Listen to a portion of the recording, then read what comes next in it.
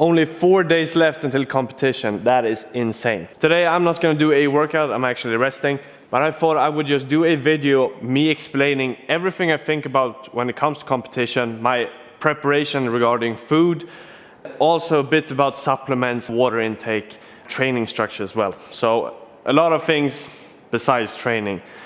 Might be interesting for a lot of people. That's why I'm doing it. So let's start off actually with my training when it comes to how much I train before competition. Competition is in 4 days. I'm resting today. Tomorrow I will do an extremely short freestyle session with me literally just performing the freestyle moves that I would do in competition. The static wise in the combos, I will only hold it for like 1 second, mark it, then go down. I'm not gonna be wasting energy on those skills. When I do those combos, it's about 6 different combos. That is pretty quick. One combo is, 45 seconds roughly long. So not a lot of minutes on the bar. But when I'm done with that workout. After it, I would just take a 30-minute walk. That is when it's 3 days left. When it's 2 days left, I'm also just gonna take a walk, roughly 30-minute walk that day as well. Then on Friday, I will do nothing. It's literally just chilling out. I'm gonna be at the competition place as well. So no training at all. Then of course it's competition day, and at that point it's just give it my fucking all. So that is the training structure. Then we have, when it comes to, let's take supplements first, because it's pretty quick. But one thing I'm taking now, especially before competition, is actually magnesium. I try to increase water intake at the same time as I'm taking magnesium supplements. Not overdosing in any sense, but I take 1 daily intake per day. I don't know the amount of grams it is, or milligrams of magnesium, but it's one tablet. It's just something you get in your normal pharmacy. But that's what I take when it comes to supplements, because you do not want to get cramps in competition. That is literally the worst thing, because you pretty much can't do anything about it. It can ruin a lot. It can definitely ruin a whole competition. So you want to make sure that your water levels are pretty damn high, especially before competition as well, because the odds of me forgetting to drink water during competition, that is high. Even though I really try to focus on always having a water bottle, drinking during competition, that it sometimes happens that I forget. So I at least want to make sure that, all right, the days before, it's not that stressful, so let's make sure I get my water. Then magnesium on top of that, because for me it has helped a lot with cramps. In general, I sometimes have with my muscles would just move a bit. Like I could just sit like this, and then I would see my biceps start to move. Not in a painful way, but just really irritating. When I took magnesium, it reduced it. Even went away after a while. So that's when it comes to supplements. Then when it comes to food, the sort of balance between protein and carbs. For a long time now, I've been focusing mainly on protein intake, because I've been building mass, building muscles. That's the main goal. Then the energy-wise, calories haven't really been a focus. Now I'm gonna switch that up a bit. Now I'm not gonna focus on protein intake as of today. Take some of that grams, or before I took 200 grams of protein. Now I'm not really gonna count it, but I'm probably gonna aim more towards like 120, 150. So still decent amount, but not as much as before. Those extra grams that I'm now cutting away, I'm gonna replace with carbs. Because when it comes to competition, we wanna have energy when we're performing. But there is a dilemma. You also don't wanna be too filled up during competition. That sucks. If you're there and you feel like you're a bit blown up, like you've just had eaten, that also is not nice, because then you feel heavy when you're training.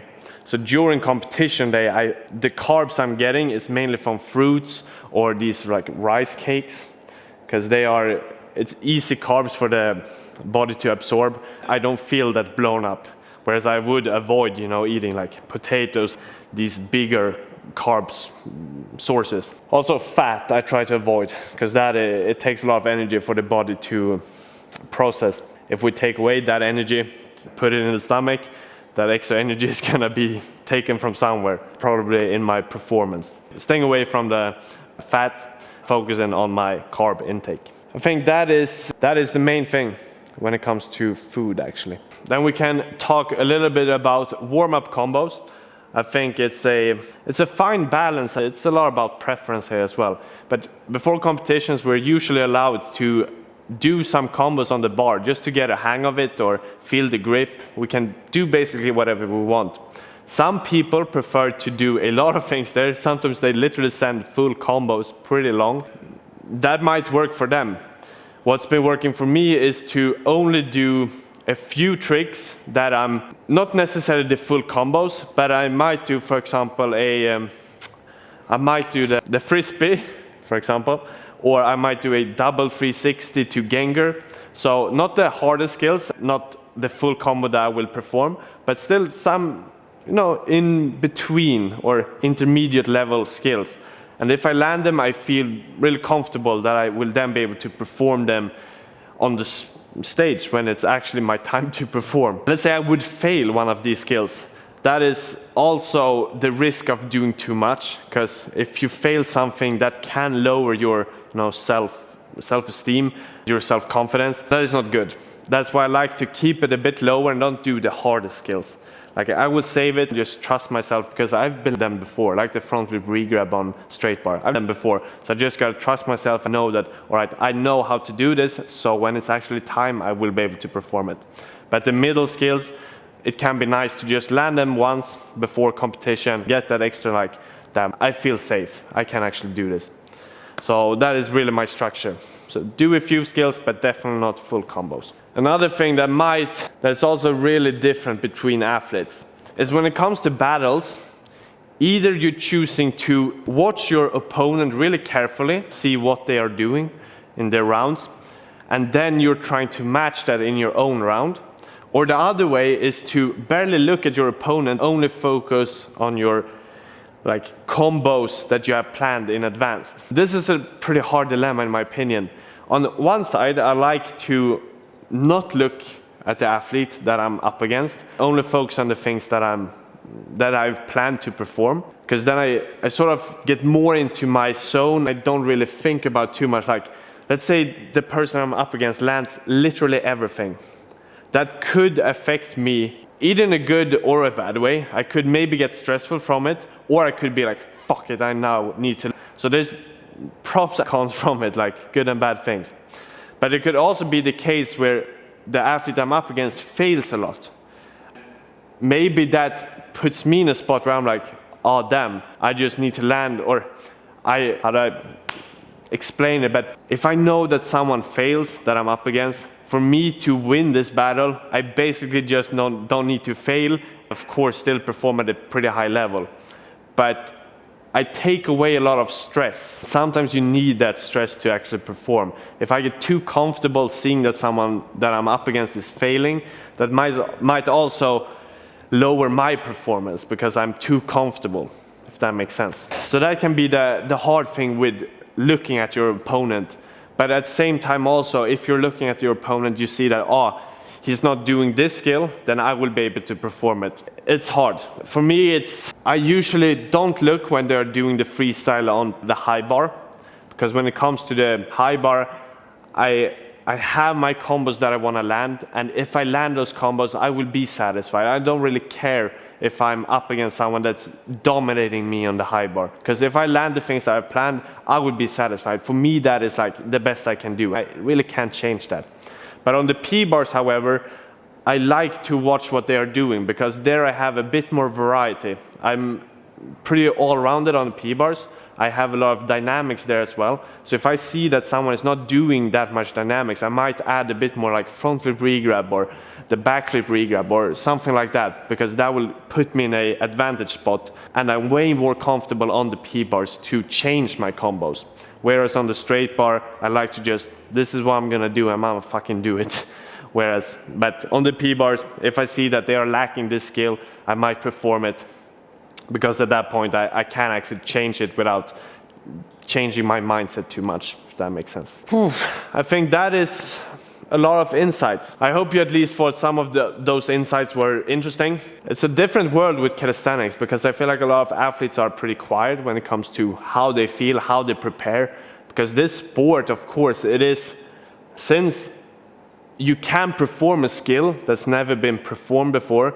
A lot of athletes are secret when it comes to like before comp preparation. They don't like to show skills because of course if they are planning a skill that's never been done before or something that's really hard, they don't want opponents to know that they're going to perform this, because if they don't know, maybe they can have a bigger chance of winning if they just do that skill.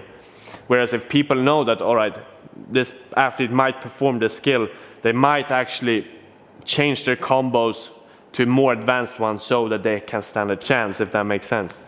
So therefore this sport has been really quiet before competitions. You will see that a lot on Instagram's feed or on YouTube in general, like athletes don't show the full potential before competition. I have full respect for that. That's to some degree as well this glory with this sport, because in competition you might be seeing something that like, I had no idea that he could do this. That is pretty sick as well. So this sport has its charm, but of course it becomes a bit more of a like ghost sport, hard for new ones to understand it and get a hang of it, or like how do they actually feel, how do they prepare, because it's just silent. That's why I'm doing this as well. For me it's more about, I don't really care if other athletes know what I'm about to perform, because I've competed a lot. For me it's more about, can I land the things that I have planned?